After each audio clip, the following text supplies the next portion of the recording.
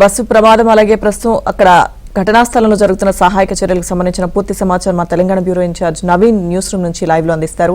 నవీన్, ప్రస్తుతం ఏంటి అక్కడ పరిస్థితి, అధికారులు ఏం చెప్తున్నారు, అలాగే సహాయక చర్యలు ఏ విధంగా కొనసాగుతున్నాయి? చాలా సీరియస్ గా ఈ ఇష్యూ మీద ఉదయం ప్రమాద ఘటన తెలిసినప్పటి నుంచి కూడా ఆయన సీరియస్ గా రివ్యూ చేస్తున్నారు. సో డీజీపీతోని అలానే చీఫ్ సెక్రటరీతోని సో రెండు జిల్లాలకు సంబంధించిన కలెక్టర్లతోని ముఖ్యమంత్రి రేవంత్ రెడ్డి ఎప్పటికప్పుడు మాట్లాడుతున్నారు. సో ముఖ్యంగా ఈ క్షతగాత్రులకు మెరుగైనటువంటి వైద్య చికిత్స అందించాలి, అలానే ఆ చేవెళ్ళ, తాండూరు, హైదరాబాద్లో చికిత్స పొందినటువంటి క్షతగాత్రులను వాళ్ళకి మెరుగైన చికిత్స అందించాలని చెప్పేసి ఆయన ఎప్పటికప్పుడు చెప్తున్నారు. మరోవైపు అందుబాటులో ఉన్నటువంటి మంత్రులు కూడా తక్షణమే ఆ సంఘటన స్థలానికి వెళ్ళాలి, అలానే చికిత్స జరుగుతున్నటువంటి ఆసుపత్రులకు వెళ్ళి వాళ్ళ ఆరోగ్య పరిస్థితి మీద ఎప్పటికప్పుడు వాకప్ చేయాలి, డాక్టర్లతో మాట్లాడాలని చెప్పేసి కూడా ముఖ్యమంత్రి ఆదేశించారు. సో మరోవైపు ఈ మృతుల సంఖ్య పెరుగుతోంది. సో ఇప్పటి వరకైతే మనకు అందినటువంటి సమాచారం మేరకు సో 24 మంది చనిపోయినట్టుగా చెప్తున్నారు. సో మరొక 15 మంది ఇటు చేవెళ్లలో అలానే వికారాబాద్లో ప్రభుత్వ ఆసుపత్రిలో చికిత్స పొందుతున్నారు. మరొక 5గురిని హైదరాబాద్లోని ఆసుపత్రికి షిఫ్ట్ చేశారు. సో హైదరాబాద్కు షిఫ్ట్ చేసినటువంటి వాళ్ళు ఎవరైతే ఉన్నారో సో వాళ్ళ పరిస్థితి అత్యంత విషమంగా ఉన్నట్టుగా చెప్తున్నారు. సో మృతుల సంఖ్య కూడా పెరిగేటువంటి అవకాశం ఉన్నట్టుగా చెప్తున్నారు. సో ఈ ప్రమాదం జరిగినటువంటి తీరు, సో ఏ స్థాయిలో ప్రమాదం జరిగిందో అర్థం చేసుకోవచ్చు. సో అతి వేగంగా ఈ 2 వాహనాలు రావడం, సో ఢీకొట్టడం వల్ల ఇంత పెద్ద దుర్ఘటన జరిగింది.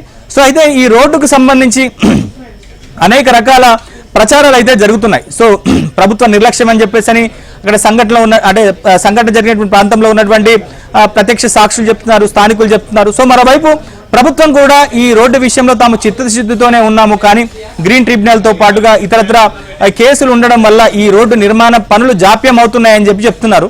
సో అసలు ఏం జరుగుతోంది, ఈ రోడ్డుకు సంబంధించి ఏంటి, మనకి కొద్దిసేపటి నుంచి చెప్పుకున్నట్టుగానే ఈ రోడ్డు మీద ఇప్పటి వరకు 250 మందికి పైగా రకరకాల రోడ్డు ప్రమాదాల్లో చనిపోయినట్టుగా చెప్తున్నారు. 600 మందికి పైగా గాయాల పారిన పడ్డట్టుగా మనకు తెలుస్తోంది. అసలు ఎందుకు ఈ రోడ్డు ఇంత కిల్లర్ రోడ్డుగా మారింది, ఎందుకు ఈ రోడ్డు విషయంలో గడిచిన ప్రభుత్వాలు కానీ ప్రస్తుత ప్రభుత్వాలు కానీ ఎందుకు ఈ రోడ్డు మీద ఈ ప్రమాదాలు అరికట్టే విషయంలో ఎందుకు జాగ్రత్తగా ఉండలేకపోతున్నారు తెలుసుకుందాం. మనతో పాటు తాండూరు ఎమ్మెల్యే రామ్మోహన్ రెడ్డి గారు ఉన్నారు. సో రామ్మోహన్ రెడ్డి గారితో మాట్లాడదాం. గుడ్ మార్నింగ్ రామ్మోహన్ రెడ్డి గారు. MLA Rammohan Reddy Parigi MLA. So Rammohan Reddy గారు, సో ఈ రోడ్డుకు ప్రమాదం జరిగిన తర్వాత సో ఒక స్థానికుల మాటలు కనుక చూస్తే, ఎందుకంటే చేవెళ్ల ఎమ్మెల్యే కాళే యాదయ్య గారు అక్కడికి వచ్చినప్పుడు స్థానికులు పెద్ద ఎత్తున నిరసన తెలిపారు. సో ఈ రోడ్డు విషయంలో ప్రభుత్వం కానీ స్థానిక ప్రజాప్రతినిధులు కానీ నిర్లక్ష్యంగా వ్యవహరిస్తున్నారు. ఇంతమంది ప్రజల ప్రాణాలు పోతున్నప్పటికీ కూడా వాళ్ళని ఈ ప్రమాదాలు జరగకుండా అడ్డుకట్ట వేయలేకపోతున్నారు. ఈ రోడ్డును కనుక నిర్మిస్తే ఇట్లాంటి ప్రమాదాలు జరిగి ఉండేవి కావని చెప్తున్నారు. ఎందుకు ఈ రోడ్డు నిర్మాణం విషయంలో ఇంత ఆలస్యం జరుగుతుంది, ప్రమాదాలు ఎందుకు ఇక్కడ జరుగుతున్నాయి?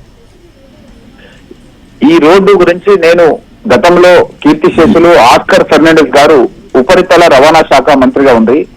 అతను మన్మోహన్ సింగ్ గారు ప్రధానమంత్రిగా ఉన్నప్పుడు నేను మొట్టమొదటిసారిగా అతను మన బేగంపేట విమానాశ్రయం నుంచి హెలికాప్టర్ లో బసవ కళ్యాణ్ అనే ప్రాంతానికి వెళ్తుండే. అతను నేను లిఖితపూర్వకంగా విలేకరుల ముందే ఒక రిప్రజెంటేషన్ ఇచ్చినాను. హైదరాబాద్ నుంచి అప్పా జంక్షన్ నుంచి బీజాపూర్ వరకు, అంటే చేవెళ్ళ, పరిగి, వికారాబాద్ తో పాటు మళ్ళా ఇటు సైడ్ మా కొడంగల్, కర్ణాటక వరకు కూడా ఈ రోడ్ చాలా యూస్ఫుల్ ఉంటది.